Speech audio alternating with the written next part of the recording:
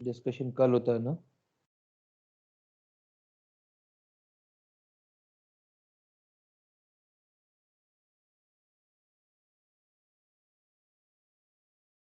Discussion Sunday को बोला हुआ है ना? सर ऑफलाइन डिस्कशन नहीं यार ऑफलाइन भी रख लेंगे, ऑनलाइन भी रख लेंगे, दोनों अलग अलग दिन रख लेंगे, टेंशन क्लियर है।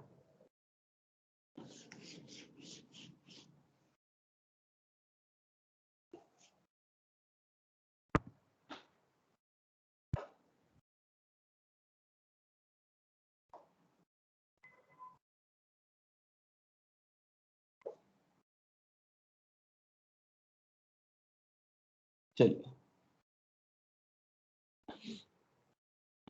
देखिए, अब अपन आगे बढ़ते हैं, रिएक्शंस ऑफ एल्काइल हैलाइड पढ़ते हैं। एल्काइल हैलाइड के केस में बड़ा ही सरल है चीजें।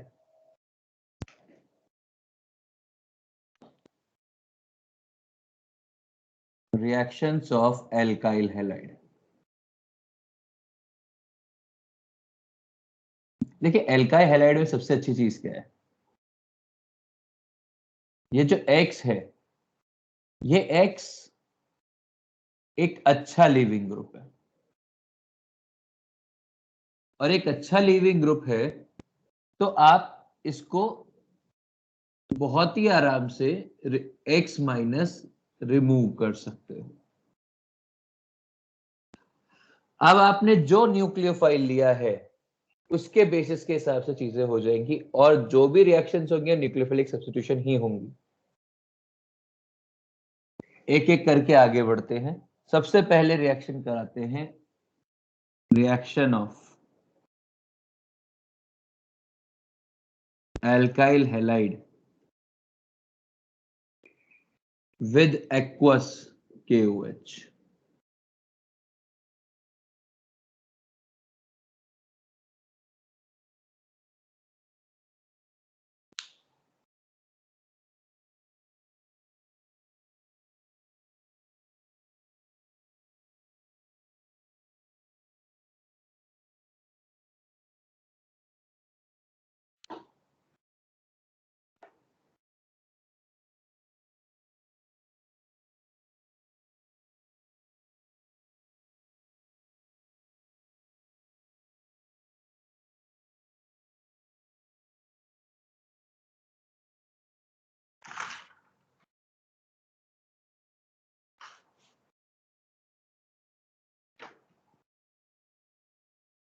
ठीक है, ध्यान दें,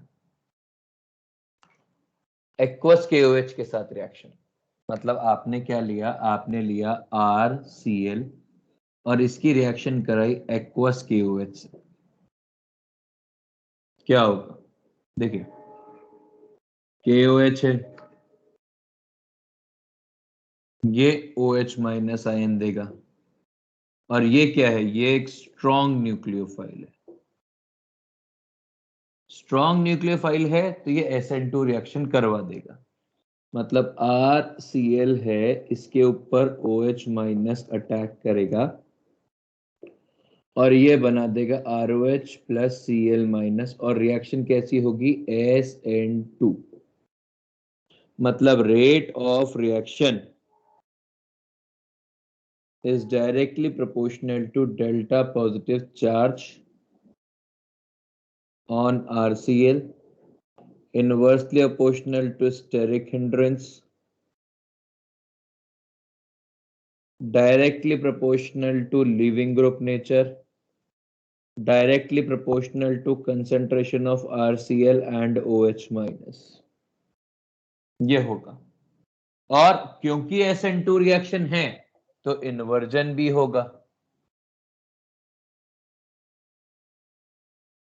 इन्वर्जन भी होगा, मतलब यदि आप रिएक्शन कराएंगे, आपने ये लिया, इसकी रिएक्शन आपने करवा ली OH एक्वस KOH के साथ, तो OH माइनस आएगा, इसको यहां से धक्का देगा और ये बना लेगा यहाँ पे एल्कोहल।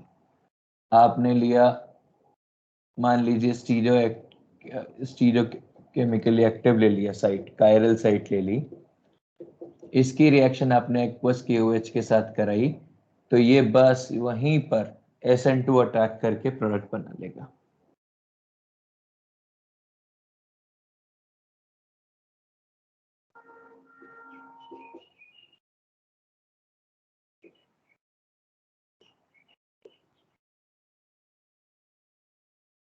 मान लीजिए आपने टर्शियरी कार्बन लिया, टर्शियरी कार्बन ले लिया या टर्शियरी हैलाइड ले लिया, सॉरी। टर्शियरी हैलाइड की क्या प्रॉपर्टी होती है कि भाई ये SN2 तो दिखा नहीं सकता। भाई समझिए, आपने यदि ये हैलाइड लिया तो ये SN2 नहीं दिखा सकता। क्यों नहीं दिखा सकता? एक स्टेरिक इंट्रिंसिक स्ट्रीम में है। तो आप क्या कराओगे?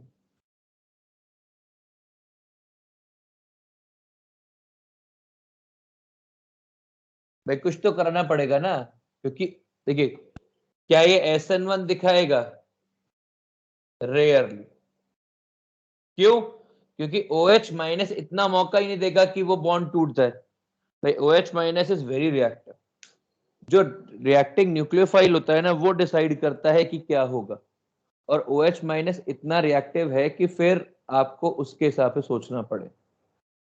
ठीक है, तो वो क्या काम करेगा, ये यहां पे E2 एलिमिनेशन करवा देगा।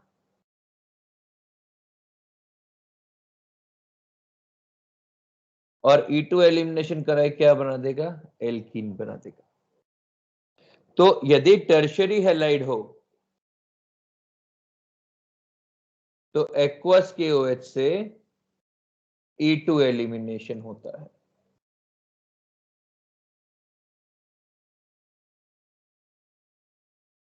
ठीक है,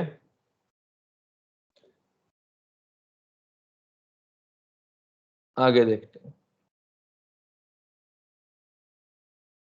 सर SN1 क्यों नहीं होता? SN1 करने का मौका मिलेगा तो SN1 होगा ना, ये है।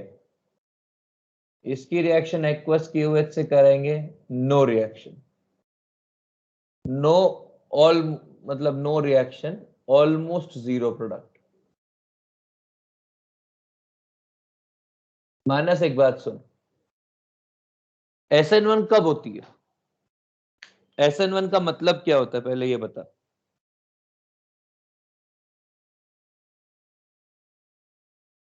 सर पुअर मानस भाई, न्यूक्लियोफाइल हो तो। नहीं मतलब क्या होता है उसको?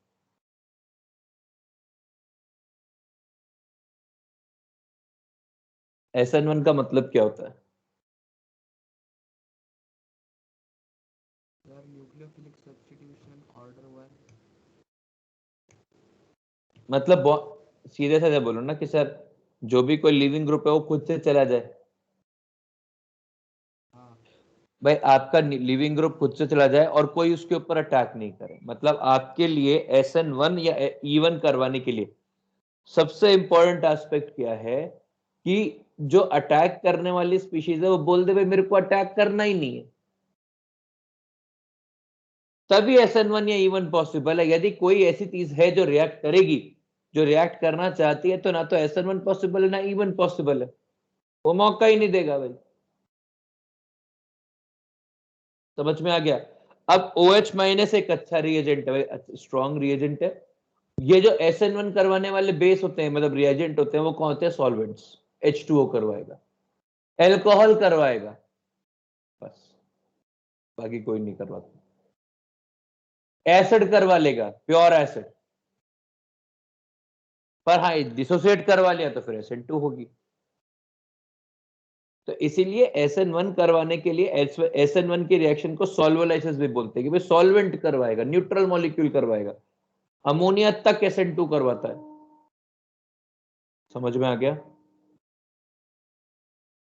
इसीलिए SN1 होती है पर माइनर होती है और बहुत ही कम होती है। ठीक है, यहां पर ये है कोई रिएक्शन नहीं होगी। यहां पे कोई रिएक्शन क्यों नहीं होगी जरा समझो।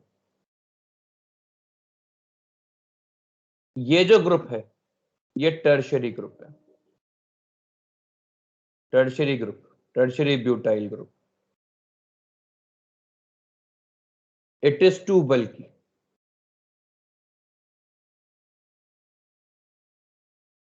And will create extreme steric hindrance.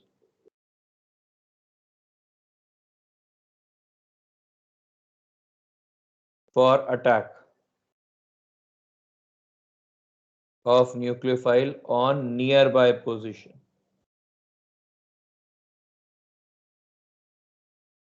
इसलिए नहीं होता. तो यहां अटैक करने के लिए इतनी स्टेरिक हिंड्रेंस क्रिएट कर देगा कि आप यहां अटैक करवा नहीं पाओ, और E2 not possible because no beta hydrogen.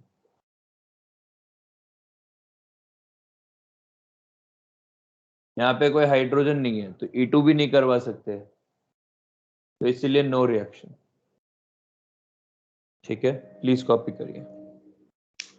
Sir photo भेज दीजिए ना.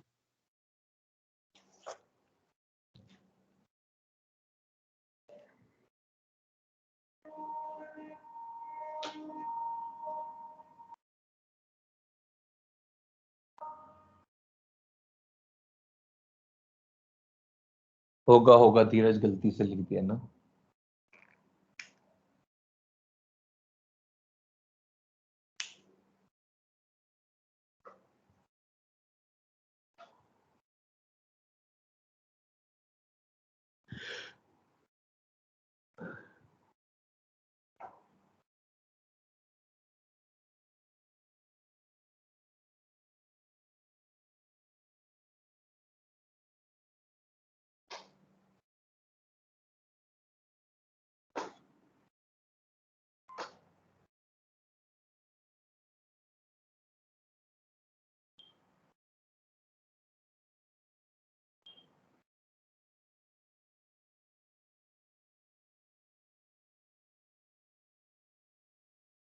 सर बोल भाई.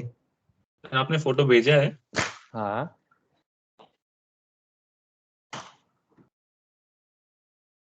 क्यों? मुझे दिख रहा नहीं था, अभी आया. नहीं, इसका रिएक्शन का नाम नहीं होता अमन. अभी 1 मिनट पहले भेजा है. दिख गया? हाँ सर.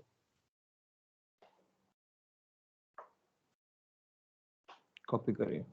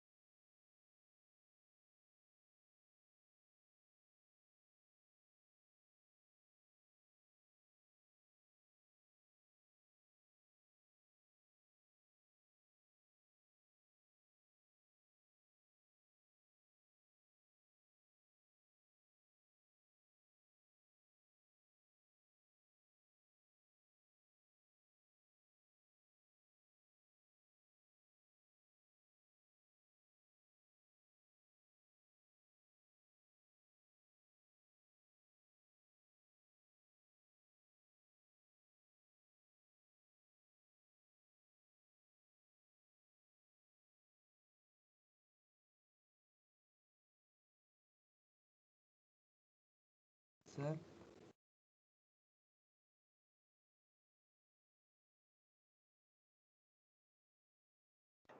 बोल भाई प्रणव। हाँ सर हो गया।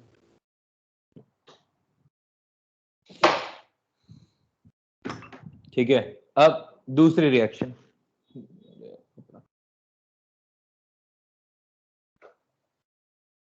या इसी में एक और केस कर लेते हैं यार, बस एक रेट कंपेयर करने वाला केस है।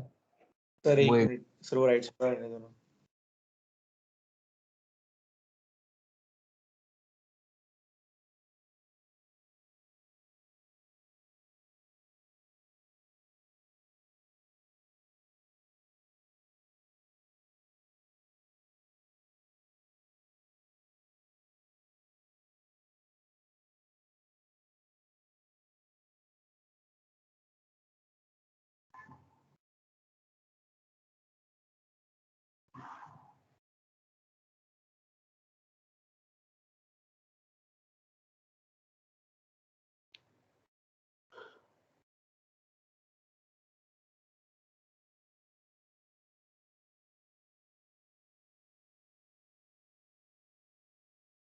हो गया सर।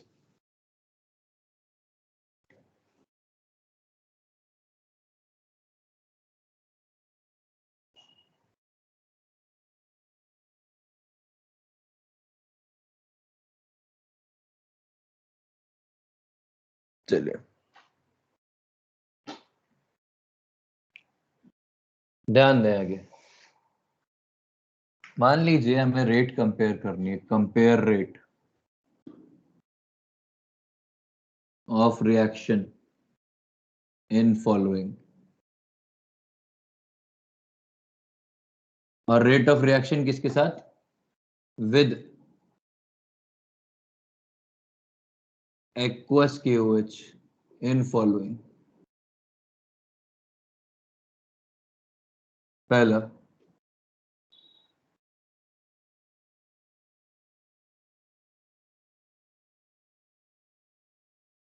ठीक है, देखिए तीनों में अटैक साइट सेम है। ये वाला जो है ये बेटर लिविंग ग्रुप है, इसीलिए उसकी रेट ज्यादा होगी, लिविंग ग्रुप नेचर। दूसरा केस,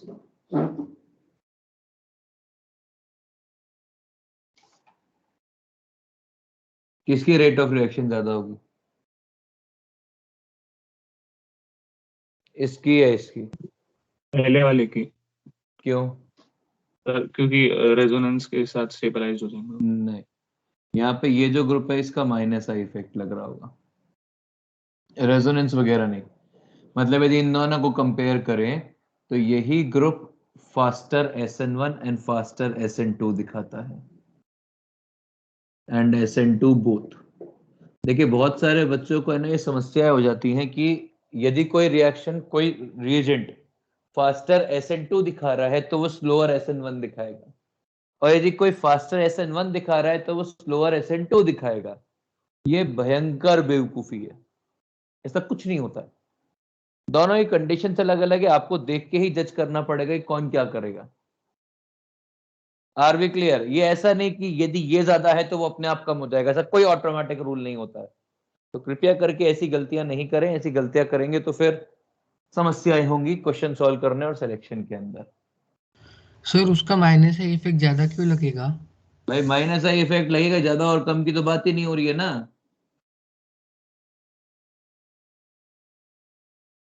आगे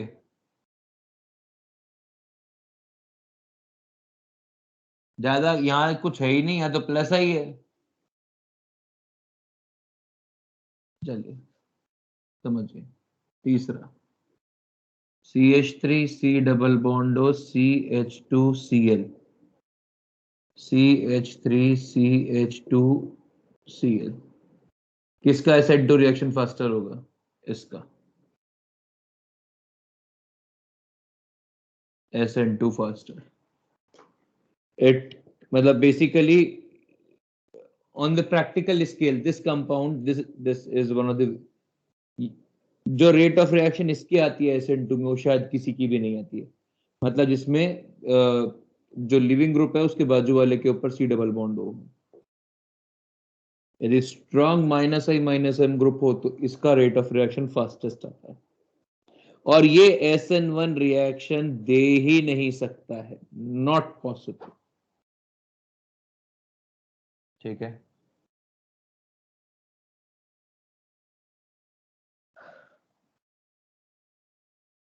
आ गया। सर आप क्या बोले थे पहले, मैं डिस्कनेक्ट हो गया था। क्या बोल रहा है भाई? सर वो आपने पहले क्या बोला था? मैंने ये बोला है कि यहाँ पर मैंने -I-M ग्रुप लगा दिया तो यहाँ पे डेल्टा पॉजिटिव बढ़ जाएगा। ये डेल्टा पॉजिटिव बढ़ जाएगा तो SN2 की रिएक्शन बहुत फास्ट हो जाएगी, और क्योंकि यहाँ पे कार्बोकटायन नहीं बन सकता है, बहुत हाईली अनस्टेबल होगा, इसीलिए SN1 रिएक्शन नहीं होती है। ठीक है सर उससे पहले यार, अब उससे पहले मैंने क्या बोला था मुझको थोड़ी ना याद है, 1.5 साल से बोल रहा हूँ उससे पहले से तुम्हें। सेकेंड वाला का कुछ बोला था। यार मेरे को नहीं याद है सच्ची, जो भी कुछ बोला था ये तेरे को ये पूरा पर्पस क्लियर है तो फिर ऐसा कुछ खास नहीं बोला था फिर। ठीक है, ये तीनों है स्टेरिक हिंड्रेंस, इसमें ज्यादा है, इसमें कम है, इसमें कम है, इसलिए SN2 की रेट इसमें फास्टर होगी। बस इसके बाद अगली, हाँ बोलो। सर वो थर्ड वाले में SN1 क्यों नहीं होगी? अरे बेटा, कार्बोकटायन कैसे बनाएगा? ये वाला कार्बोकटायन बनेगा ना, ये कल भी हुआ था लूकास टेस्ट के अंदर। ये वाला carbocation is impossible to prepare.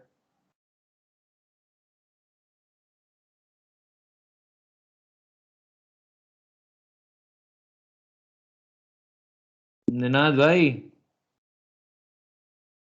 ओ निनाद, हाँ सर। ये कल भी हुआ था, समझ में आ गया ना क्या हो रहा है? सर आ गया, आगे बढ़ो।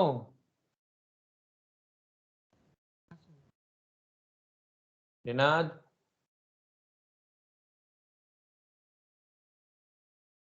निनाद भाई बात करने के तो मत कर। आगे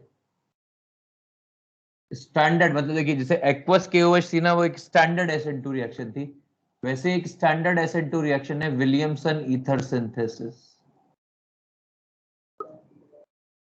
सर ये पहले हुआ है। बिल्कुल हुआ होगा सर।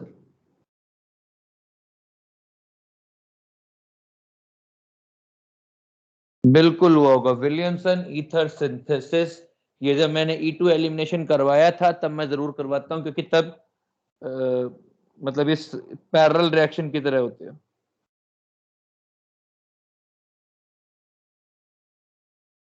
देखिए इसमें क्या होता है, विलियमसन ईथर सिंथेसिस के अंदर आप RX लेते हैं और RX की रिएक्शन आप करवाते हैं सोडियम एल्कोक्साइड के साथ या एल्कोक्साइड आयन के साथ, और आपको मिल जाता है ether, standard SN2।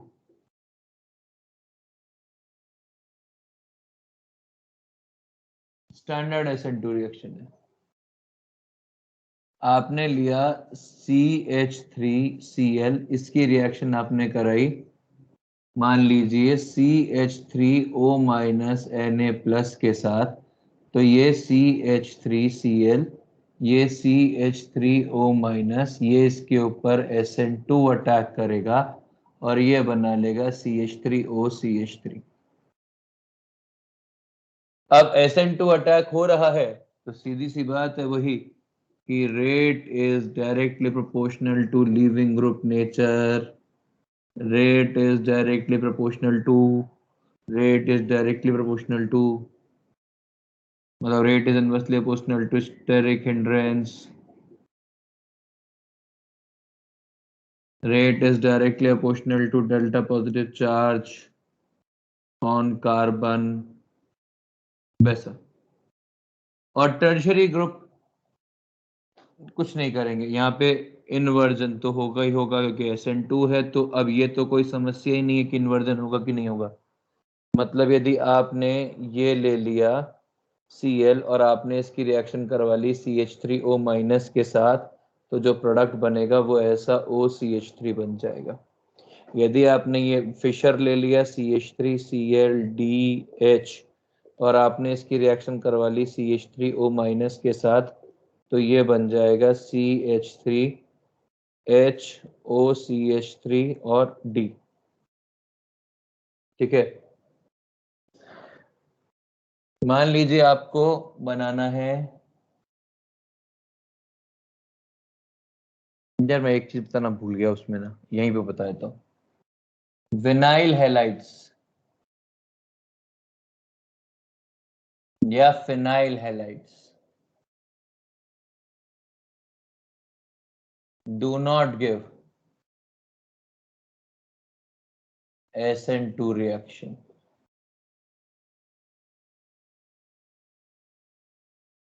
Vinyl halide और phenyl halide do not give SN2, मतलब यदि आपने ये लिया है CHCl या आपने ये लिया है और इन दोनों की रिएक्शन आपने एक्वस KOH से कराई है, नो रिएक्शन। आपको और ऐसा है कि नहीं सर हमको अच्छा नहीं लगा, तो आप एक और रिएजेंट से करवा लीजिए, उसकी रिएक्शन करवा लीजिए आप RO माइनस Na प्लस के साथ, नो रिएक्शन। देखिए इसमें सिर्फ सोचने वाला मुद्दा यह है कि SN2 हो रही है, SN2 हो रही है, तो आपको मालूम है क्या होगा, O माइनस का जो अटैक है वो इन एंटी बॉन्डिंग ऑर्बिटल होगा। बस भाई कुछ सोचने की जरूरत नहीं है।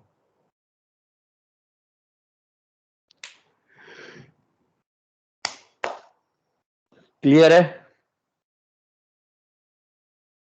ये सब एक ही हाँ ऐसी सर। रिएक्शन है, आपने केवल देखिए कुल मिला के ये है कि आपके लिए जो इम्पोर्टेंट चीज होती है वो ये कि आपको ये समझ में आ जाए कि SN1 हो रही है, SN2 हो रही है, कि SNNGP हो रही है। SNI नहीं होती है, रिएक्शन ऑफ हैलाइड प्रिपरेशन में होकर रह जाती है। प्लीज कॉपी करिए।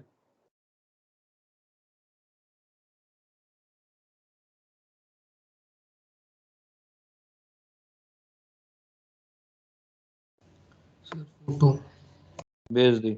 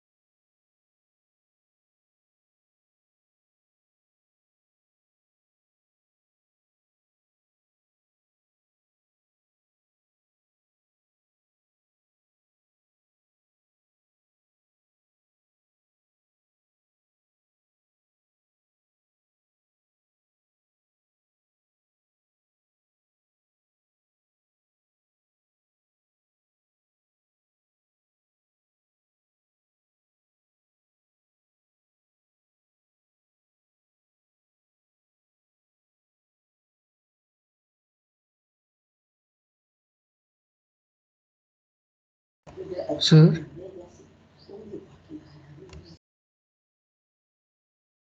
बोलो। सर विनाइल हैलाइड और फिनाइल हैलाइड रिएक्शन क्यों नहीं करेंगे SN2 की? क्योंकि ये मैंने पहले ही पढ़ा हुआ है, वहां पर पार्शियल डबल बॉन्ड होता है, वो टूटता नहीं है। जब मैंने E2 करा है तभी करवाया था, बताई थी बात।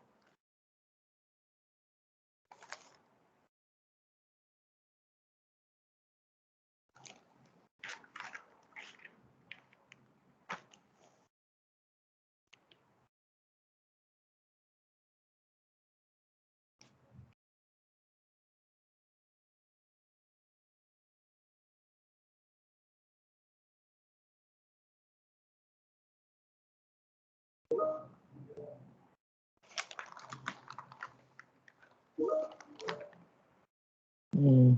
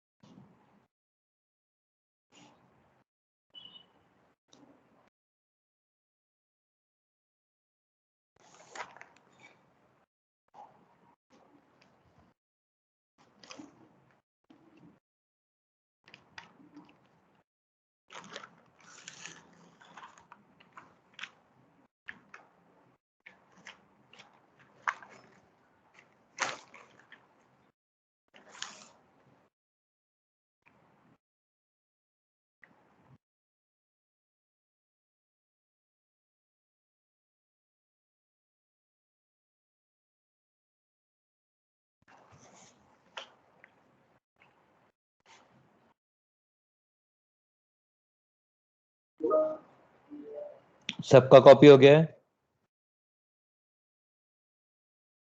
हाँ सर।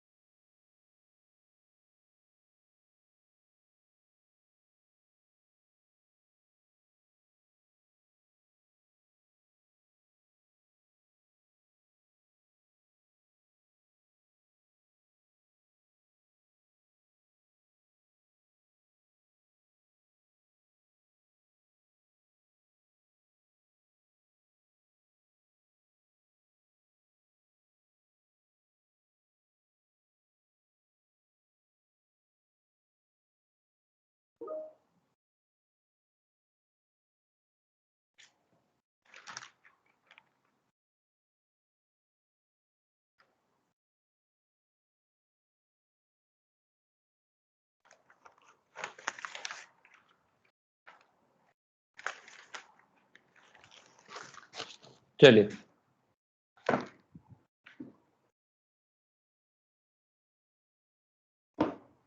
आगे बढ़ते हैं।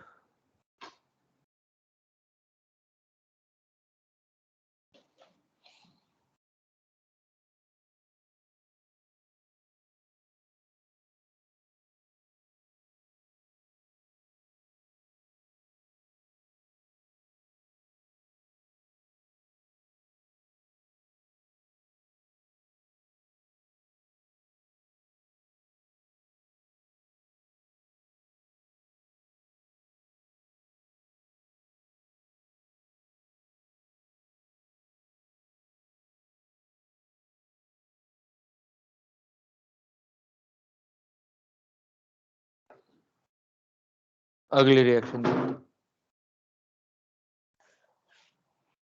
देखिए, आपको अभी तक ये समझ में आ जाना चाहिए कि RCl पे SN2 रिएक्शन बहुत ही आराम से होती है। मतलब यदि आपने CH3 CH2Cl लिया और इसके ऊपर अटैक करा दिया किसी भी न्यूक्लियोफाइल का, सही कौन कौन,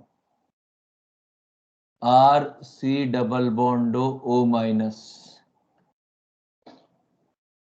RO minus, OH, NH2 minus,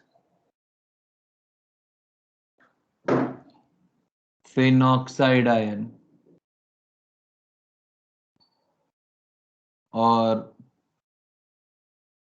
RC triple bond C minus, R minus या H माइनस या H माइनस, तो ये सब SN2 अटैक करते हैं, ये सब SN2 अटैक करते हैं और प्रोडक्ट क्या बन जाएगा, पहले वाले का प्रोडक्ट बन जाएगा RC double bond O C2H5, दूसरे वाले का प्रोडक्ट क्या बन जाएगा ROC2H5, तीसरे वाले का क्या बन जाएगा CH3CH2OH, चौथे वाले का क्या बन जाएगा CH3CH2NH2, इसका क्या बन जाएगा फिनॉक्साइड का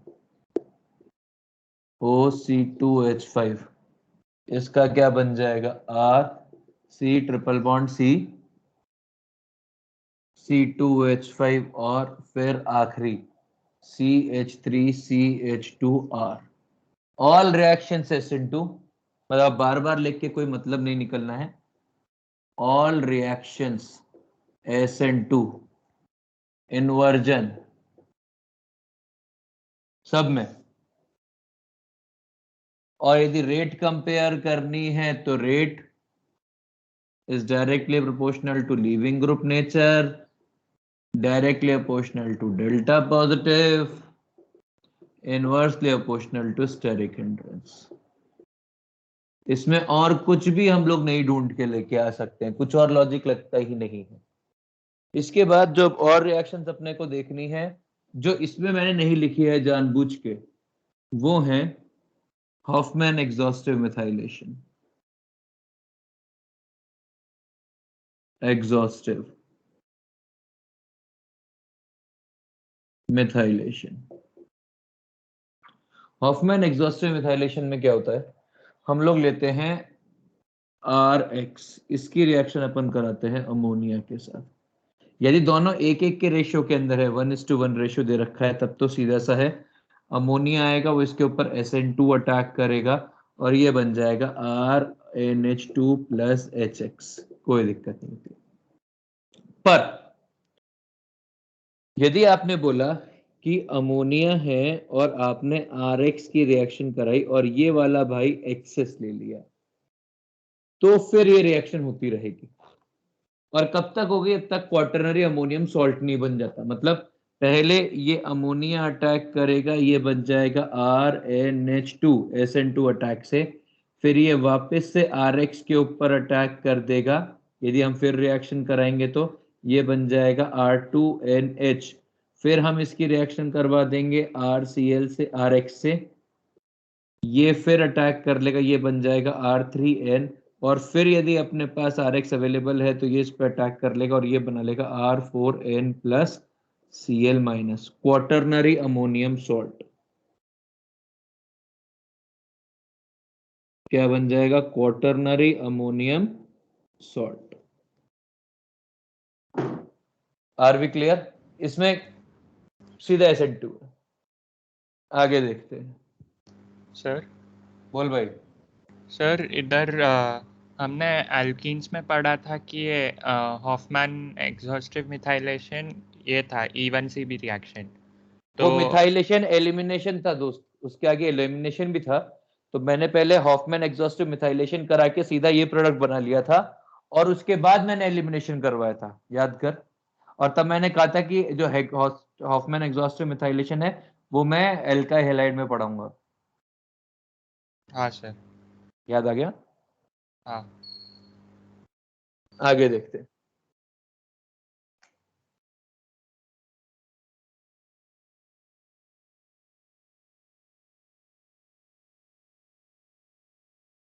अब रिएक्शन होती है reaction of alkyl halide with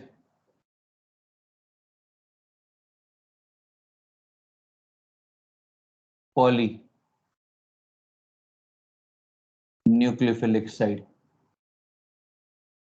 nucleophilic site nucleophile. समझिए भाई, हमने कहा हमको RX की रिएक्शन करानी है Cn माइनस से। अब Cn माइनस में C के ऊपर नेगेटिव चार्ज है, N के ऊपर लोन पेयर है, तो कौन अटैक करेगा और कौन प्रोडक्ट बनाएगा? भाई आपके हिसाब से तो ये ऐसा भी बन सकता है RCN और आपके हिसाब से ये ऐसा ही बन सकता है RNC। इट डिपेंड्स ये अटैक कौन कर रहा है। तो उसी को पढ़ने के लिए हम लोग अलग अलग रिएजेंट ले लेते हैं। यदि हमने समझिए, यदि हमने लिया CH3 CH2Cl और इसकी रिएक्शन कराई KCN से, तो KCN क्या काम करता है? KCN सप्लाई करता है Cn माइनस और Cn माइनस जाके इस पे अटैक कर लेगा और ये बन जाएगा CH3 CH2 Cn SN2 reaction हो जाएगी। कोई दिक्कत नहीं। पर मान लो आपने इसी CH3 CH2Cl की रिएक्शन करवा ली AgCN के साथ। अब AgCN के साथ रिएक्शन कराने में समस्या क्या है कि Ag की पोलराइजिंग पावर अच्छी है, तो ये AgC ट्रिपल बॉन्ड N ये ऐसा रहेगा, यहाँ पे पार्शियल कोवलेंट बॉन्ड रहेगा फजान्स रूल के कारण। भाई सूडो इनर्ट गैस कॉन्फ़िगरेशन है इस भाई की, यदि आपको याद हो तो। सूडो इनर्ट गैस कॉन्फ़िगरेशन है, तो जो N के लोन पेयर है ये अटैक करेंगे इस वाले के ऊपर और ये बना लेंगे CH3 CH2NC।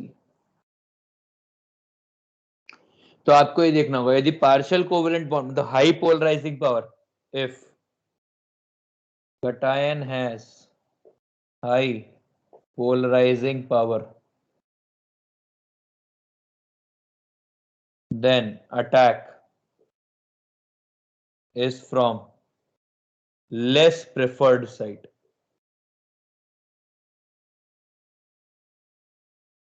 प्रेफर्ड साइट तो Cn माइनस ही थी, अटैकिंग रिएजेंट तो Cn माइनस ही था। अब वैसे ही अपन एक और देख सकते हैं, भाई हमने लिया CH3 CH2Cl और इसकी रिएक्शन करा दी KNO2 के साथ। KNO2 का स्ट्रक्चर कैसा होता है? ऐसा। तो जब KNO2 के साथ रिएक्शन कराई तो यहाँ पे रिएक्शन हो जाएगी और ये बन जाएगा CH3 CH2ONO एल्काइल नाइट्राइट।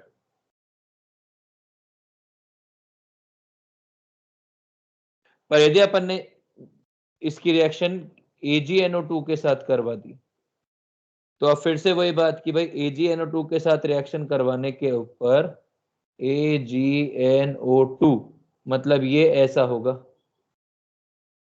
तो अब N के लोन पेयर अटैक करेंगे और ये बन जाएगा CH3 CH2NO2। Alkyl nitrate.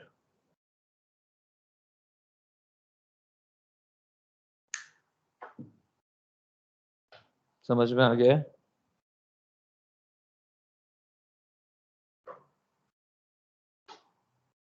हाँ सर।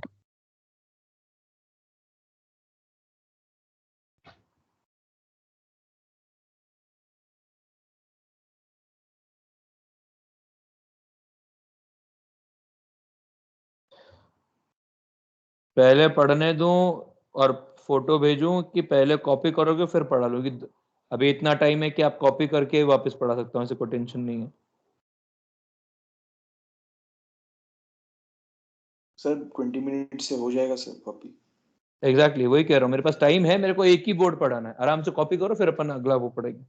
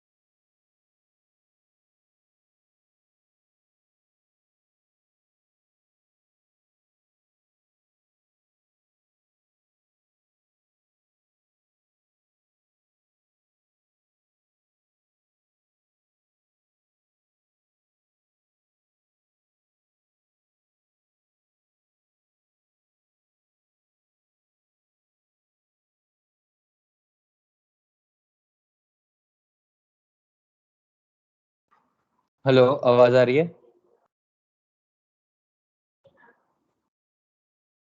हाँ सर। कॉपी हो गया?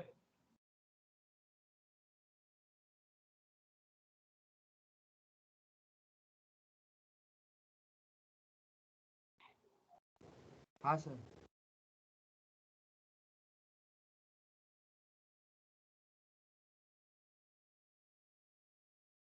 चलिए आगे देखते हैं।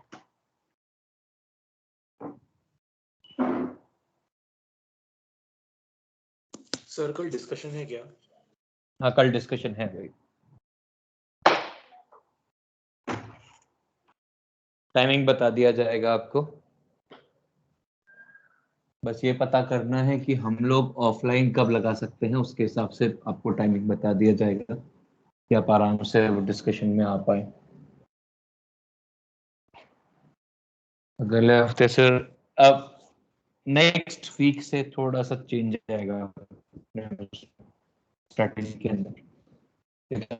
चौहान सॉल्व करने के दिन आ जाएंगे एक और क्लास बाद। देखिए, इसके बाद अगली रिएक्शन होती है SnNGP। 10 मिनट बचे ना, पहले SNI करेंगे फिर SnNGP करेंगे। सर लैग आ रहा है। हाँ यार, नेट चला गया है मेरे तो, मैं लाइट चली गई है। कल से यही चल रहा है, हर 15 मिनट लाइट आती है फिर भाग जाती है। तो अभी मेरा उस पे चल रहा है, सर आप अभी फोन तक वाले बोर्ड रबी हॉट। कर रहे हो? कोई बात नहीं, तो मेरे पास जो विकल्प है मैं तो उसी के हिसाब से काम करूंगा ना यार। हमारा नेट चला गया तो हो गया सर। बोर्ड रब हो गया, आगे पढ़ाना चालू करूं? हाँ सर। देखिए, अगला है SN1 रिएक्शंस,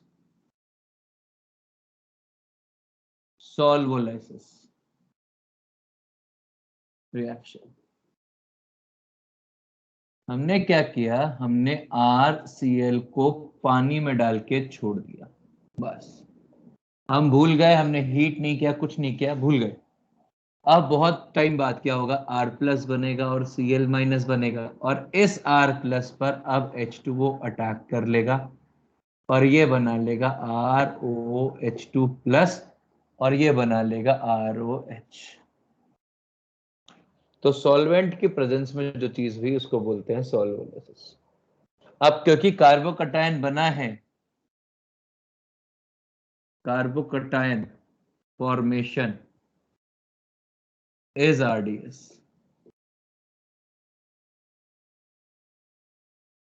तो अपने आप ऑर्डर 1 हो जाएगा भाई। Rate is directly proportional to RCl की concentration is directly proportional to leaving group nature is directly proportional to carbocation stability is directly proportional to solvent polarity। जितना ज्यादा सॉल्वेंट पोलर होगा उतनी ही ज्यादा रेट ऑफ रिएक्शन बढ़ जाएगी, क्योंकि उतना ही ज्यादा पॉजिटिव चार्ज स्टेबल होगा। ठीक है, और since carbocation is formed, its rearrangement will also be there। आपने ले लिया, मान लीजिए आपने ये ले लिया, इसकी रिएक्शन आपने H2O से करा के छोड़ दी, या आपने यही ले लेते हैं।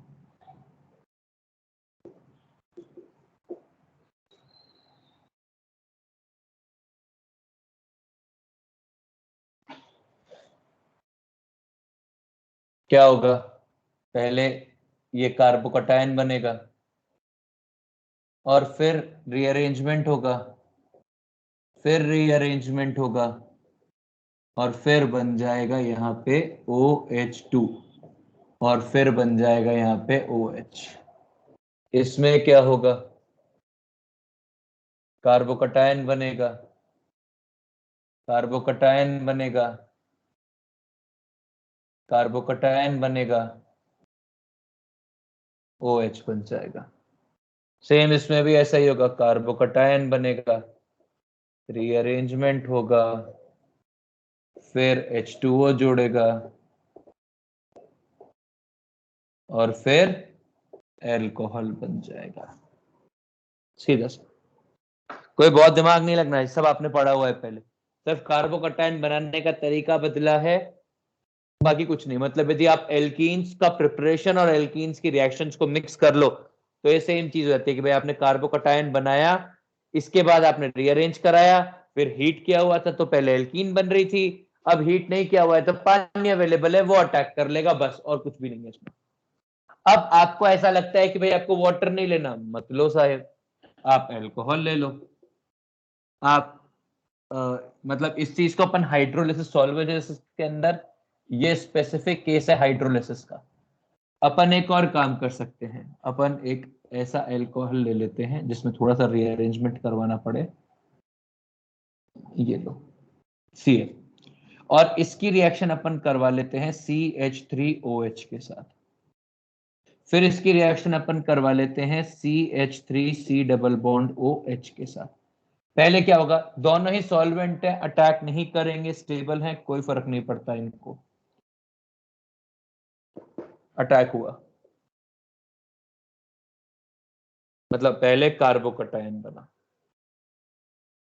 फिर रीअरेंजमेंट हुई, दोनों में ही ऐसा होगा, मतलब एक ही पाथ से बना देता हूं दोनों के लिए।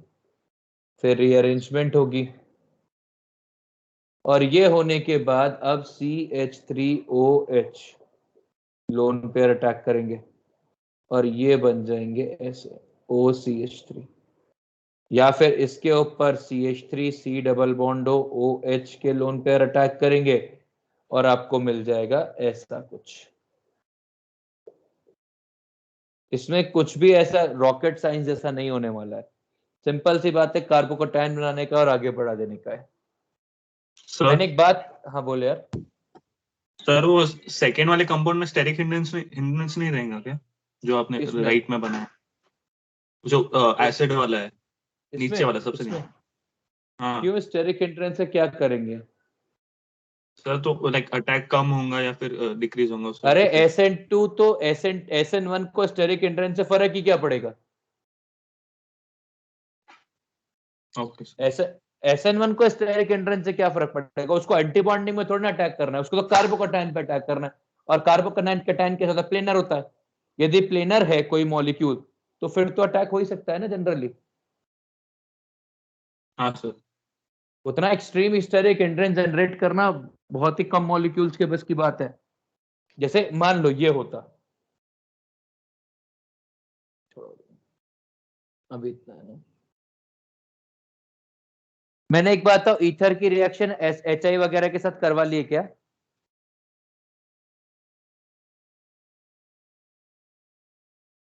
हेलो, मैंने reaction of ether with HI वगैरह करवाई है क्या? HCl HI? नहीं सर। कल याद दिलाना ना, वो मिस हो गई शायद, अभी याद आया इसलिए सॉल्वलेस करवाते वक्त। इनमें और एक केस करना है, ये ले लो, रिएक्शन करवा लो, पहले H2O के साथ, फिर CH3OH के साथ, फिर RC डबल बॉन्ड OH के साथ। तो ये क्या क्या बन जाएगा? पहले सारे ही केस में कार्बोकटायन बनेगा, फिर रीअरेंजमेंट होगी, फिर रिंग एक्सपेंशन होगा, फिर मतलब पहले रिंग एक्सपेंशन होगा ऐसा, फिर रीअरेंजमेंट होगी, और फिर डिपेंड, यदि H2O है तो एल्कोहल बन जाएगा, यदि एल्कोहल है तो ईथर बन जाएगा, और यदि एसिड है